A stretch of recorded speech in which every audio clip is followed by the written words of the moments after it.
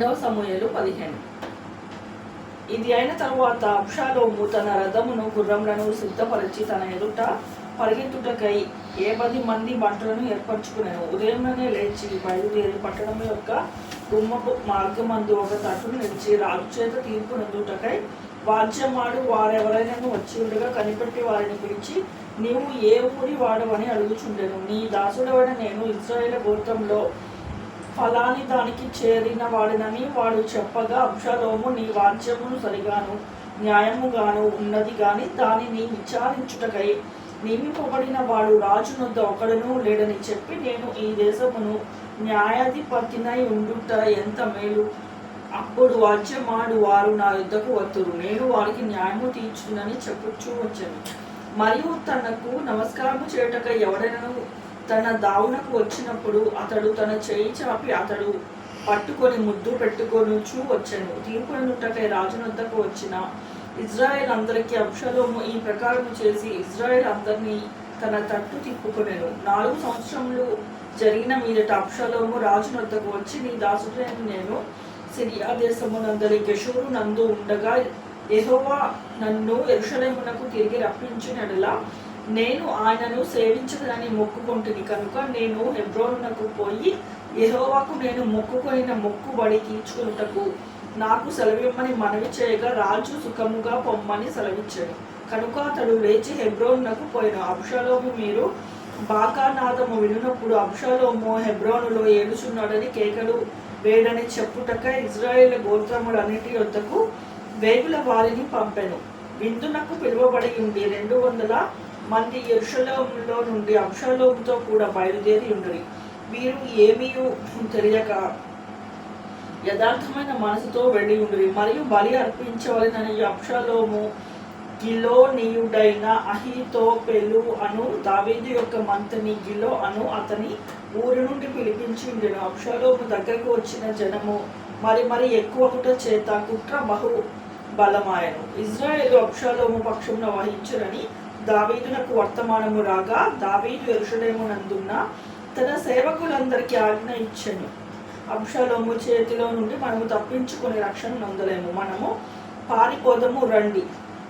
అతడు హఠాత్తుగా వచ్చి మనలను పట్టుకొనుకను మనకు కీడు చేయకను పట్టణమును కత్తివాత హతము చేయకను ఉండునట్లు మనము త్వరగా వెళ్ళిపోదము రండి. అందుకు రాజు సేవకులకు ఇలాగూ మనవి చేసి, చిత్తగించుము, నీ దాసులమైన మేము మా ఏలిన వాడవు రాజు వగు నీవు సెలవిచ్చినట్లు చేటకు సిద్ధముగా ఉన్నాము. అప్పుడు రాజు నగరిని కనిపెట్టుటకై ఉపపత్నులకు 10 మందిని ఉంచిన మీదట తన ఇంటి వారందరినీ వెంటబెట్టుకొని కాలినడకను బయలుదేరాడు. రాజును అతని ఇంటి వారును బయలుదేరి బెత్మెర్హాకుకు వచ్చి బస చేసిరి. అతని సేవకులందరూ అతని ఇరు పార్శ్వములా నడిచిరి. పెలేతీయులందరినీ గాతుగా నుండి వచ్చిన 600 మంది గిత్తీయులను రాజునకు ముందుగా నడుచుచుండిరి. రాజు గిత్తీయుడని ఇత్తయిని కనుకొని, నీవు నివాస స్థలము కోరు పరదేశమై ఉన్నావు, నీవెందుకు మాతో కూడా వచ్చుచున్నావు? నీవు తిరిగిపోయి రాజున్న స్థలమున ఉండుము. నిన్ననే నీ వచ్చిన నీకు ఎక్కడికి పోవుదువేమో తెలియకున్నా మాతో కూడా ఈ తిరుగులాట ఎందుకు? నీవు తిరిగి నీ సహోదరులను తోడుకొని పొమ్ము, కృపా సత్యము నీకు తోడుగా ఉండును గాక అని చెప్పగా, ఇత్తయి, నేను చచ్చినను బతికినను యెహోవా జీవము తోడు, నా ఏలిన వాడవు రాజువు అగు నీ జీవము తోడు, ఏ స్థలమందు నా ఏలిన వాడవు రాజువగు నీవుందువో ఆ స్థలమందే నీ దాసుడైన నేను ఉండునని రాజుతో మనవి చేసెను. అందుకు దావీదు, ఎలాగైతే నీవు రావచ్చునని ఇత్తయితో సెలవిచ్చాను. కనుక గత్తీయుడగు ఇత్తయిను అతని వారందరూ అతని కుటుంబీకులందరూ సాగిపోయిరి. వారు సాగిపోచుండగా జనులందరూ బహుగా ఏడ్చుచుండిరి. ఈ ప్రకారము వారందరూ రాజుతో కూడా హిద్రోను వాగు దాటి అరణ్య మార్గంలో ప్రయాణమై పోయిరి. సాదోకును లేవీయులందరూ దేవుని నిబంధన మండపమును మోయుచు అతని యుద్ధకు ఉండిరి.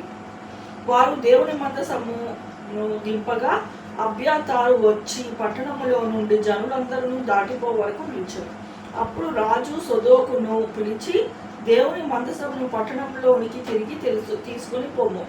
యెహోవా దృష్టికి నేను అనుగ్రహము పొందిన ఎడల ఆయన నన్ను తిరిగి రప్పించి దానిని తన నివాస స్థలముగా నాకు చూపించును.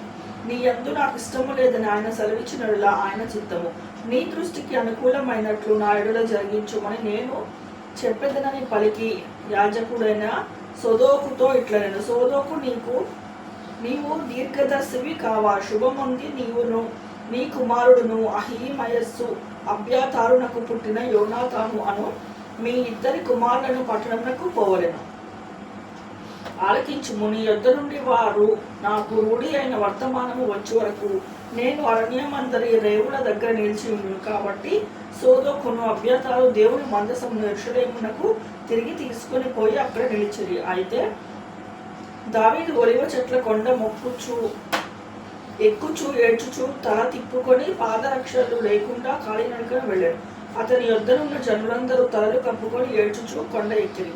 అంతలో ఒకడు వచ్చి అబ్షాలోము చేసిన కుట్రలో అహీతోపేలు చేరి ఉన్నాడని దావీదునకు తెలియచేయక, దావీదు యెహోవా అహీతోపేలు యొక్క ఆలోచనను చెడగొట్టుమని ప్రార్థన చేసెను. దేవుడిని ఆరాధించు స్థలం ఒకటి ఆ కొండ మీద ఉండెను. వారు అచ్చటికి రాగా అర్కీయుడైన హుషైపై వస్త్రము చింపుకొని తల మీద ధూళి పోసుకొని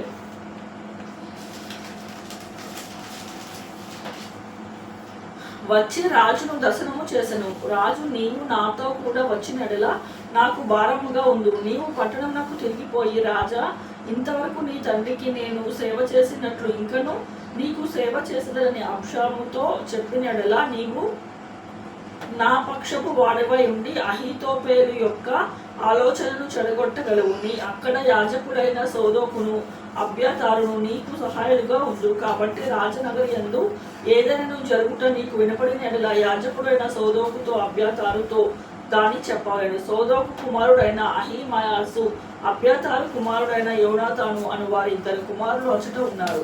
నీకు వినపడినదంతయు వారి చేత నా యుద్ధకు వర్తమానము చేయమని చెప్పి అతనిని పంపివేశాను. దావీదు స్నేహితుడైన హుషై పట్టణంనకు వచ్చుచుండగా అబ్షాలోము యెరూషలేమును చేరెను.